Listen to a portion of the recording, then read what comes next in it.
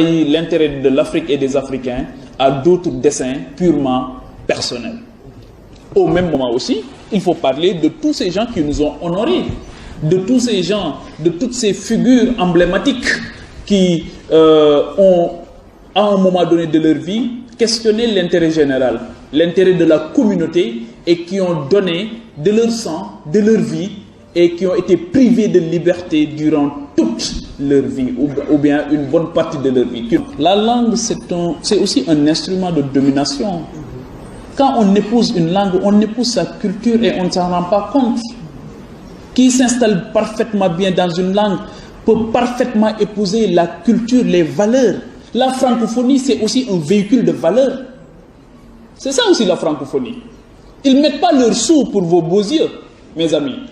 C'est comment vous contraindre le plus possible à avoir ce réflexe de dominant. Comme le disait Cheikh, l'ex-colonisé ressemblait à cet esclave du 19e siècle qui, une fois libéré par son maître, va jusqu'au bas de la porte et revient pour lui dire qu'il ne sait plus où aller. Parce qu'il a acquis des réflexes de subordination. Mais c'est par la langue. C'est par la langue. Ils n'ont pas d'argent pour vous développer, pour vous permettre de développer. Ils ne souhaitent même pas que vous vous développez. Ñu ànd ci ak ay délinquants laa leen tuddee parce que gis nga doomu aadama toujours ma wax ko nit ñi koy comprendre ko ñi ko dul comprendre duñ ko comprendre gis nga nit ku set te gore ay kàcc ak ay wax mënta fexe ba takkal ko yonent yàlla sallallahu alayhi wa sallam nous fait ce bel exemple sallallahu alayhi wa sallam on l'a traité de tous les noms de chat ba léegi nii il y a des personnes qui sont chargées à dénigrer le prophète Mohammed sallallahu alayhi wa sallam il reste clean ba léegi nii il y a des personnes qui essayent de soulever Iblis seytaane ñu koy dooleel di ko wala def ko dem ba def ko maanaam royukaay mënuñoo am succès ils sont toujours comme ça comprenez ça just understand that we live in a world of social media dañu dëkk ci àdduna boo xam ne média social moo fi nekk ci suñu biir am na ñoo xam ne dañuy laam-laamee di nanditelu di mel ni ci yow la ñu farfel fekk ay naafeq lañu am ñoo xam ne dañuy laam-laame mel ni askan bi yëpp lañ fi nekkal wala moi je suis nangam fekk ay naafeq lañu dafa am ne ñoo xam ne dañuy rax ci seen biir mel ni ñoom ak yéen la ñuy ànd ay naafeq lañu dañuy jël ay information dem di ko partager feneen vous voyez les aigris ils sont toujours là les lâches les mécontents les incompétents les voleurs les menteurs ils seront toujours là après gis nga àdduna bi maanaam dafa mel ni sauce bu mag xam nga sauce maanaam togg sauce bu mag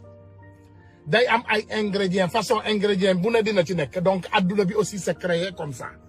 dina am ay nit yu digne dina am ay naafeq dina am ay sàcc dina am ay njaalookat dina am ay nit yu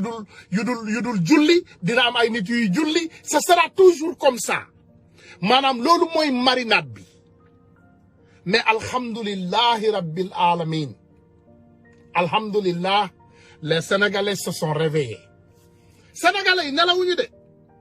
gis nga tey connexion la ñu manqué ak moyen ak lu ñu lekk ak lu ñu wax ak fu ñu jëm mais sénégalais yeewu nañu ils savent leurs problèmes xam nañu ne ces délinquants derrière les micros seen bopp lañ fi nekkal ana Madiambal Diagne ana Yakham Mbaye Chiwawa ana tey Cheikh Yérim Seck ana Mboud Bane ana Ndoye Bane come on man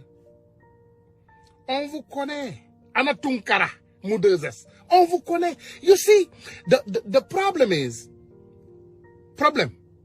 not that you are stupid that's not a problem it's by thinking that others are stupid that's a problem c'est pas que toi tu es con déedéet xam nga luy problème bu mag ci àddina nga defee ne ñëpp dañoo con c'est ça le problème du yow nga dof déedéet mais nga yaakaar ne ñëpp dañoo dof loolu mooy problème yéen xam ngeen yan nit ngeen ko seqal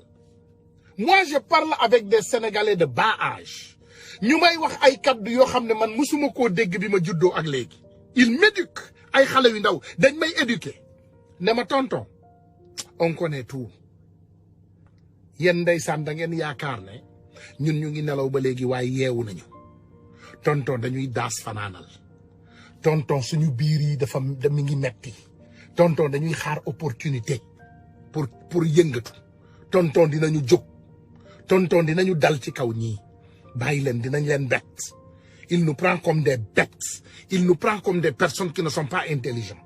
tonton góor ak jigéen da ngay wax ak ay intellectuel ñun ñu ree ñu ne voilà gis nga il faut ngeen am loo leen comprendre fan yi xool leen Macky Sall s'il avait réussi son coup si Macky Sall était si populaire il a réussi son coup ngeen defe ne dina créer ay mouvement citoyen pour ñuy wër ci Sénégal ñu ne dañuy dem fësal ñu xam nga li ñuy wax ñu ne xippil xool li fi Macky def loolu la ñu tuddee seen bopp xippil xool li fi Macky def lu ñu def jar ta xippi Amérique soxla woo xippi pour xool liñ fi def c'est là c'est flagrant kenn mënatul nax doomu aadama yi tey jaratul xippi jaratul ay conférence de presse ay ministre Macky Sall ba mu jommee lu mu def bi mu élire ay ministre nee na léegi chaque 2 semaines chaque 15 jours ñu génn dem defi ay conférence de presse dajeek la presse corrompue qu'il a déjà corrompu ñu leen di laaj question yow noo fanaane naka sa tànk bi mbaa mi ngi metti mbaa sa taat bi fa nga ko taaj mbaa tàngul déedéet ça va tout va bien tu sais voilà avec la décentralisation voilà on va faire ceci voilà on va faire cela waaw xam nga ak budget bi incha allah vous nous emmerdez yéen xamu leen seen bopp vous êtes con vous êtes bête vous êtes dégueulasse nit doo wëccu di ko lekkaat vous êtes dégueulasse Sénégalais xam nañ leen on vous connaît xam nga dara gënul grave ngay diil ak ay nit yu la xam imaginez ne que I spent listen wallahi billahi j'ai fait presque 30 ans aux États-Unis te man xam naa leen te man dëkkuma ak yéen donc ngeen yaakaar ne nit ñi dëkk ak yéen xamuñu leen yéen da ngeen di caaxaan béykat bi le cultivateur qui est à Fouta vous connaît dama seetaan benn vidéo démb sama yaram dafa daw Macky Sall il est dans l'indiscipline totale dafay nelaw xaw ma dafa con xaw ma dafa yeewul xaw ma dafa amul conseiller sëñ bi kundoo bin rey sama wala fa ko wax de moi je suis saraxole excusez-moi comme di soninke je suis soninke ah wolof moo wax lii ñu ne kundoo bin rey samaam boo gisee lu ñuul na nga daw wolof a ko wax man waxuma ko je ne suis pas wolof et je pense que sa papa Ablaye Wade waxuma la sax sa maam de parce que maam dafa sori maam 2e génération la maanaam papa la avant maam sa papa Ablaye Wade Ndobin moo ko rey soo gisee lu ñuul waxuma la ñuul de yow boo gisee lu gris da nga war a faq ba daanu ba sa gat gi xar Macky Sall lay waxal la c'est important nga xam loolu ku Ndobin rey sa maam yow boo gisee lu ñuul da nga war a daw yow sa papa Ndobin moo ko rey n'est-ce pas ñaari Ndobin ñoo rey sa papa du benn Ndobin donc yow boo gisee lu gris da nga war a daw regarde-moi cette personne extraordinaire qui était là un patriote Ablaye Wade un patriote extraordinaire intercontinental patriote fu mu tourné ci àdduna bi ñu joxoñ ko ñu ne kii patriote la dafa bëgg réewam il s'est battu 40 ans wala 74 à l'an 2000 il s'est battu 34 ans avant d'atteindre le pouvoir 34 ans avant d'atteindre le pouvoir ngeen mu dem atteindre pouvoir mu def fa liggéey bu extraordinaire un patriote il était entouré par des vautours ndeysaan mu am naqar yu bari ci àddinaam naqar yu bari fekk ko ci mu am ay problèmes yu bari. Je te dis que moi, je parlais avec des gens qui étaient almost 100% garantis que Ablaye Wade sera président en 3e mandat. Ils ont même commencé à prendre des dettes. Ba ngeen yëg benn naqar am naa ci sama benn xarit Ibrahima Ndiaye dem leen fëgg ko duma leeral trop ba sori mais Ibrahima Ndiaye je l'avais donné une Mercedes à vendre pour moi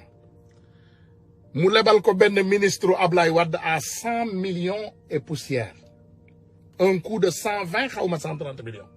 waa jooju dafa doon xaar pour Ablaye Wade réélire pour mu fay xaalis bi il n'a pas pu payer l'argent après laa ko yëg après tout ce cas on m'a appelé pour me dire que voilà waa ji dawal na oto bi waaye dafa am lu ko bett ndax waa ji faluwaatul extraordinaire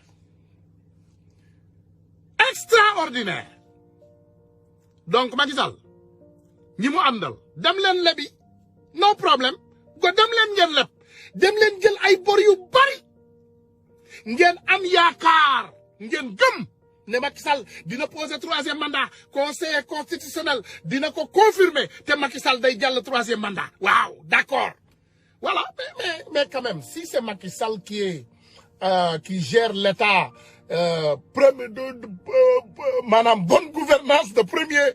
premier tour mais Macky Sall sëñ bi on ne dit pas de 3e mandat il va faire 5 mandats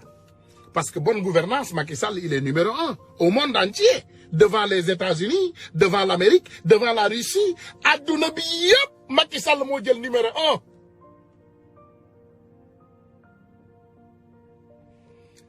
Macky Sall moo jël premier ci classe am déglu leen ma de ka nga xam ne baayam amul woon dépense bu mu joxe moom moo ko wax ñun waxuñu ko ka nga xam ne moom nee na ci boursam bi ci la doon jox ndeyam mu toog moom moo ko wax man waxuma ko donc si on regarde bien moom il vient de l'échec mais moom Macky Sall moomu nee na tey adduna bi moom moo ci jël premier ka jël ndaare nee na mooy numéro 1 moom bu ñu bindee sur papier composé mooy jël ndaare mais moom def na boppam numéro 1 ndax corrompre na benn minorité la corrompre pas une majorité il a corrompu une minorité boobu defe nañu ne dañuy jàpp Sénégal en otage da ngeen di nax seen bopp vous êtes des cons maa ngi leen di tegal li waral waxtaan bii tey muut baan dinaa waxtaan ak moom léegi incha allahu rabbi waaye dinaa leen indil li nga xam ne moom moo indi yabel bii ba xol yi yéeg ba ma war a waxtaan ak yéen léegi nii incha allahu rabbi léegi nañu ñëw fii ci live Mati 3 pommes dañu déggee benn doomu aadama bu ñàkk teggin bu xamul boppam te Mati suñu sœur la Mati dañ vraiment nag war ngaa xoolaat sa bopp parce que man déjà c'est pas personnel waaye xam nga tey ngay jël ay David Gueye li ngay def yëpp ñu ngi koy gis xam nga tey nit ñi ngi fay jël yëpp ñu ñuy saaga di ñu dénigrer di ñu manquer de respect ñu ngi leen di dégg dañ leen faalewul c'est ça le problème te xam ngeen ne mënu leen jël problème mënu leen jël pression xejul ci yéen donc del méfier wu nit ñi ngay jël di leen laaj ay wax yu dof ñuy génn di manquer nit ñi respect parce que les jeunes vont rétalier loolu mooy problème bi gis nga jeunes yi dañuy répliquer des will parce que ñun flambeau la ñu yor te dañ koy protéger à tout prix il faut ngeen comprendre loolu il faut ngeen comprendre ne on a un flambeau wax naa leen ko nee naa leen Ousmane Sonko c'est un flambeau d'olympique flambeau la bu doomu aadama yor di daw ak moom di daw benn yaakaar la ñu am on a seulement un seul espoir les jeunes ont un seul espoir du ñu bàyyi kenn extinguisher ñu loolu day continuer takk yéen journaliste duulkat yi ak fenkat yi ak yàqkat yi noppal leen seen bopp ñu ngi ñëw ci muut baan tey yow yaa aaye fi ñu doon xaar nag duñ fa dem mais dinañu am ay waxtaan yu am solo ak yéen xaaral ñu ñëw incha allah sëñ Ousmane Dramé maa ngi lay ziyaare sama grand frère maa ngi lay ziyaare bu baax réveil des consciences gars yi yéen ñëpp maa ngi leen di ziyaare gis naa fi Aruna gis naa fi Fiona Sow yéen ñëpp maa ngi leen di ziyaare gars yi damay ñëw ci Mati. dimanche jot na. dimanche jot na mais dimanche bii moom Mati on t'a moi j'étais pas apprécié parce que man xam nga man li ma lay wax toujours la rek man sama xarit nga waaye man yàlla dafa def man bu lu nekk ci man dama koy wax man noonu laay doxee moi je marche comme ça mais duñu bàyyeeti benn doomu aadama ku yaakaar ne dinañ la bàyyi ngeen manqué nit ñi respect dootul amati voilà. mooy la suppression des vies. waaw xam nga Macky dafa am ñaari événement yu am avant loolu. kii muut baam la. dafa am benn le 22 octobre bii passé. état bi dafa organiser la journée nationale de la décentralisation. Après mu organiser benn séminaire def benn rapport sur l'évaluation de l'acte 3 de la décentralisation. yaa ngi dégg. waaw. waaw ñu def évaluation acte 3 de la décentralisation boobu. que effectivement qu'il y a des impairs, qu'il y a des erreurs. Allô. waaw dafa ne problème mu réseau la Sénégal moom seen réseau bi mooy loolu. nekk Sénégal moom seen réseau bi mooy loolu waa gars yi après mën ngeen di poser ay questions mais voilà pour yéen bu mu am wax ji na rafet daal waa allo Ban ñu ngi lay déglu. Allô. waaw ñu ngi lay déglu allez-y. yaa may dégg. waaw. Après ils ont fait un rapport. Un rapport sur l'acte 3 de la décentralisation. ñu ngi def rapport bi les limites de la mise en œuvre de l'acte 3 de la décentralisation. ci même rapport bi ñu ngi wax les relations entre les collectivités territoriales. Surtout le chevauchement dans les compétences entre les villes et les communes. Le problème fondamental, c'est qu'il y a des erreurs dans l'acte 3 de la décentralisation. Aujourd'hui, l'État, je pense que va dans le sens de rectifier ces erreurs-là. Mais ce qui est incohérent dans un pays, c'est le fait qu'au Sénégal, nous donne un pouvoir au président de la République. De désigner, de créer des villes par décret. Président yi créé 5 villes au Sénégal. 5 villes yooyu. lu tax tey jii Dakar wala Thiès wala Pikine wala Guédiawaye wala Rufisque war a mën a nekk ville te Saint-Louis du ville. te Ziguinchor du ville. Comment on peut comprendre que Saint-Louis, l'ancienne capitale du Sénégal, ba léegi amul statut ville. Ziguinchor ak cette ville représente dans le Sénégal en termes sur le plan culturel, sur le plan économique, sur le plan géopolitique, mënuñu ko def ville. C'est incohérent. yaa ngi comprendre. waaw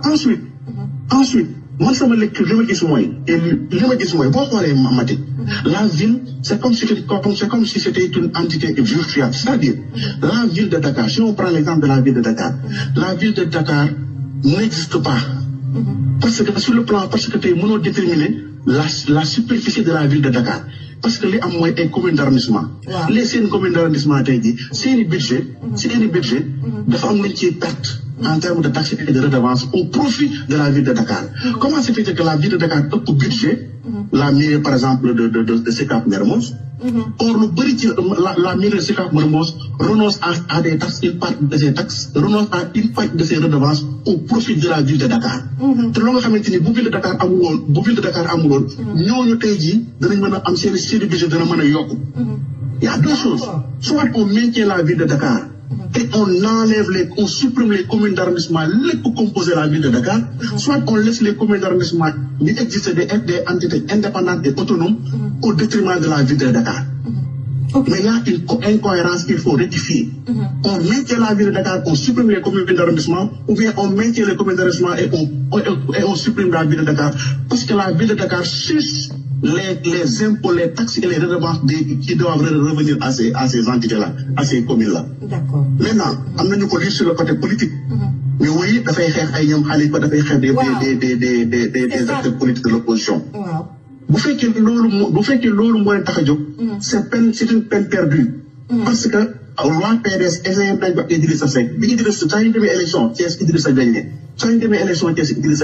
ñu créé 3 communes d'arrondissement à Thiès ñu dem élection Idrissa gagné encore. parce que le découpage électoral ne peut pas impacter le résultat des élections si les populations ont décidé de voter pour ou contre Macky Sall. Voilà. ok donc loolu leer na bon li heure bi nag def nañu xam naa ne 15-20 minutes nga ma may donc foog ñu baral affaire bi donc yow am na nit ñi wax ni conseil constitutionnel pour 3e mandat bu Macky Sall que le conseil constitutionnel valide le 3e mandat depuis 2016 donc lan nga mën a wax ci li ni mel ndax yow yaakaar nga ni à ton âme et conscience que yow est-ce que yaakaar nga ne te Macky Sall war na mun a briguer 3e mandat wala ndax li ko ñenn ñi njottee day jël maanaam dafay defar ginnaawam daal di dem maanaam xool ku koy wuutu préparer le terrain à son successeur à son dauphin. Mati xam nga man damaa weex too te man gars yi du ñu ma déglu. Mati. damaa toog ma ne Sénégal am na 2 fichiers électoraux. billaay wax nga ko avant élection yi. kenn déglu ma ne Abdoulaye Macky Sall dina gagné élection yi premier tour. affaire yaa ngi ci vidéo affaire yaa ngi ci internet bi sama déclaration bi ci internet bi. kenn dégluwuma. Je reviens aujourd'hui pour vous dire que Macky va déposer pour se présenter en 2024. Il va déposer sa candidature. Il y a une nuance entre déposer et valider. Le dépôt revient au candidat, la validation revient au Conseil constitutionnel. Pour mën nga déposer. Élection présidentielle. Pour remplir les conditions, mën nga déposer, mais c'est le Conseil constitutionnel qui valide les candidatures. Ouais, mais Conseil constitutionnel boobu waaw. man de dama lire la décision. pour 2016 bi Conseil constitutionnel génne. bi ko Macky bindee le 15 janvier 2016 pour laaj ko. est-ce que mën na dépendre. boo xoolee ci décision boobu. sur le point 30. gis naa le Conseil constitutionnel bind ni. le mandat en cours est hors de portée de la nouvelle loi. ma jàpp ca ni. mandat en cours bi président Macky def bu septembre bu njëkk ba Conseil constitutionnel daf ko écarté. après lire naa ay juristes yu wax le contraire de ce que j'ai dit mais itam lire naa une contribution du professeur Blanc qui a confirmé ce que j'ai dit. waaw mais maintenant le débat c'est quoi. Macky à la fin de mandat 5 ans 7 ans. Est-ce que le mandat consécutif de 2 mandats 5 ans consécutifs, c'est-à-dire que 5 ans et 5 ans, et le professeur Joanko, il a dit, vous faites quoi le président de la République, Conseil constitutionnel, wàññi na mandat ba 5 ans en 2016, bu Macky amaatee 5 ans 2019 2024 day nekk 2 mandats de 5 ans consécutifs. C'est un débat d'experts. Mais toujours est-il que man li ma yëg ci information bi ma am. te ma am ko ci nga ko nga xamante ni wax bi musuma wax lu dul deñ. moo de Macky va déposer sa candidature pour élection présidentielle bu 2024. waaw léegi nag foofu laa bëgg ñu def. wax naa ko ne keroog wax naa ko keroog. benn waay ni boo demee pouvoir bi moo ko yóbbi pour mu wax loolu xam nga Sénégal dafa bëgg ay dof comme Paul genre Pawlish nee na ko Pawlish Mbaye nee na dëkk bi.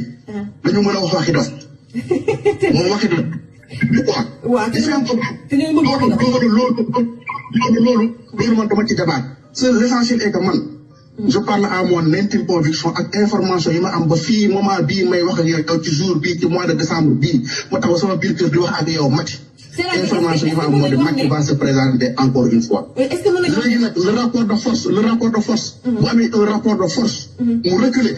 les données vont changer. su fekkee en face de lui xam na ne bu defee rapport de force il va remporter il va forcer parce que Macky depuis 2012 lépp lu mu mos a bëgg def na ko. gars yi dañuy yuuxu wuy Karim Wade duñ ko fi tëj buñ ko tëjee ñu taal dëkk bi tëj na ko. buñ ko tëjee ñu taal dëkk bi tëj na ko. parrainage bu amee ñu taal dëkk bi parrainage am na. bu jàllee premier tour ñu taal dëkk bi jàll na premier tour. mais voilà foofu laa bëggoon ñëw transition la sax pour ñu ñëw ci justement opposition bi ak contexte politique actuel bi parce que man mi si sama bopp je pense que j'en ai parlé ci ay live personnellement ci biir élection bi j'avais très peur parce que ay nit dañ ma daan woo off the record des gens yi nekk ci opposition bi ne ma Macky Sall bu forcé maanaam bu sàccee élection bi dinañ taal Sénégal dinañ def lii ak lii ak lii man j'avais peur mais ba ma quelqu'un a été ma surprise bëgguma nag Sénégal tàkk xam nga mais juste au moins je pensais que dinañ génn sax def sitting voilà pour que opinion nationale internationale jàpp ne d'accord ci élection mais dara yëngul kenn génnul lépp ne rew léegi nag mais waaw léegi nag man li ma la doon laaj mooy nee nga bu amee rapport de force mais est-ce que rapport de force boobu opposition est-ce que am na doole googu instant bi nii xam nañ ne Idi léegi yaa réew mi ak APR xam nga mbuur ak soow mais ci biir opposition dafa am opposition ci biir opposition bi est-ce que rapport de force boobu est-ce que war na mën a am. waaw non xam nga Macky ak Idi. ok gars yi maa ngi leen di ziyaare bu baax a baax dinaa bañ a focaliser wu trop ci Maty dinañ ko may chance parce que c'est notre sœur mais je pense que Mati war ngaa xoolaat sa doxalin parce que gis nañu temps yi ay sulaar nga jël ay genre David Gueye ay drogué yooyu wala dof yu mel ni gars yi ngay jël di leen dugal pour ñuy wax ay waxu naxa xanda nga ñuy gëmloo loo xam ne vraiment ñun gëmuñu ko yooyu je pense que ça doit s'arrêter c'est pas personnel nag mais gis nga Ousmane Sonko trophée la nee nañ leen suñu flambeau la du ñu saaga kenn fi ngeen parce que day dem ba ci biir live bi muy ne waa Sonko yi wala waa diw bàyyi leen saaga moi Mati m'a appelé à ma personne te mën naa koo confirmer te moom mën na koo confirmer ne ma Tunkara dafa am lu ma metti voilà nee nañu xale yi saaga xale Sonko yi may saaga nee nañu yaay fay nit ñi pour ñu saaga ma vous voyez xam nga loolu tooñ passé wu ko man du ma saaga du ma yónni nit pour mu saaga parewu ma je pense que Cheikh Sadibou Kébé woo na ma aussi laaj ma la même question nee na voilà dañ ma doon saaga nee nañu yow yaa yónni gars yi pour ñu saaga ma loolu tamit indi na ko donc ça aussi ça n'a pas marché mais Cheikh Sadibou Kébé moom gis naa dafa jàpp rancune bu mag ci man après loolu boobu ba léegi ndeysaan xol bi neexul même ci postam su ma bindee façon dénigration saaga waxu dof bu ne dina ko wax du ma ko faale nag parce que rasta yenn saa yi rasta tamit bu baree ci bopp torop karaw bu baree ci bopp te doo ko wat doo def li ci war yëpp da lay dofloo it makes you crazy mais ñun ñoo bokk dëkk te man Amérique moom ku ma fi woo ak foo ma mën a woo à 3 heures du matin je te réponds donc ñi nekk Sénégal laay inquiété wu parce que ñooñu mën nañoo wax waxu dof parce que dañoo sori mais ki nekk Amérique moom we can deal with each other here parce que fii moom dëkk bu ndaw la we can all see each other it's no fucking problem that I can tell you mais wax ji guddal ko gàttal ko par coïncidence ñaar ñooñu xaritu Baba Aïdara lañu Mati xaritu Baba Aïdara la aussi ñuy xaritu Cheikh Yérim Seck ñuy xaritu ay Mout Ban parce que Mati est journaliste donnez-la ça au moins tu es journaliste donc lépp luy miiru Mati xam na ko ba pare xam na Cheikh Yérim Seck Mati moo leen gën a xam Cheikh Yérim Seck Mati 3 pommes moo ñu gën a xam ñun Cheikh Yérim Seck ak li nekk Sénégal yëpp elle a un long bras ku mu bëgg a jot dina ko jot Mout Ban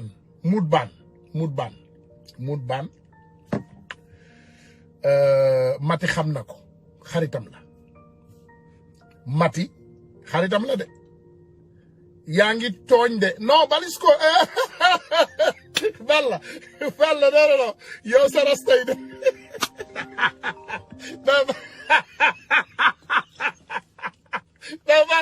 Balla du rastamaan yëpp xam nga dama koy jéggalu damay àbb boobu parce que am na ñoo xam ne rasta yi day diis ba ëpp daf leen day yëngal yuur yi du ñëpp yow sa bos bi dafa toog sur place donc sa xel maa ngi fi non mais rasta yi xam nga boo ko dul raxas ci biir xam nga yow doo voyager yenn voyage yu guddi yi mais boo ko dul raxas ci biir day dofloo ça te rend fou xam nga lu ma la voilà donc nañu yegg ci li nga xam ne moom laa doon continuer wax léegi li am importance te ñu bëgg koo wax mooy les Sénégalais sont réveillés on est en 2020 la ñu nekk sama mbokk yi on est en 2020 non on est en 2020 Mout Ban vidéo yaa ngi fii attendez c'est pas loin Mas il faut nga woote waat dans 20 minutes damay soog a commencer nii woote waatal dans 20 minutes fekk ma développé comme ça ma mën la jël dégg nga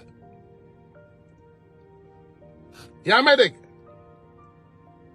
merci voilà donc on est en 2020 Aïcha la plus belle mu ne bàyyil tooñ démocratie gars yi non mais Aïcha on est en démocratie xam nga démocratie rawul ñu toog di déglu ay doomu aadama ñoom ñu wax li nekk ci ñoom ba pare ñu taal suñu connexion wax li nekk ci ñun parce que duñ ñu may opportunité bi pour ñu mën a génnee li nekk ci ñun xam nga c'est pas personnel comme ni ma leen koy waxee toujours ñun suñu combat bi ñuy xeex c'est pas personnel combat la boo xam ne Sénégal yëpp ñoo ko moom fii ku fi woote woon am nga droit wax lépp loo xam ne mi ngi ci yow mais dañu yeewu dañu nekkatul ci ay nelaw maanaam dañu nekkoon ci ay nelaw yu xóot yàlla dimbali ñu yeewu Macky Sall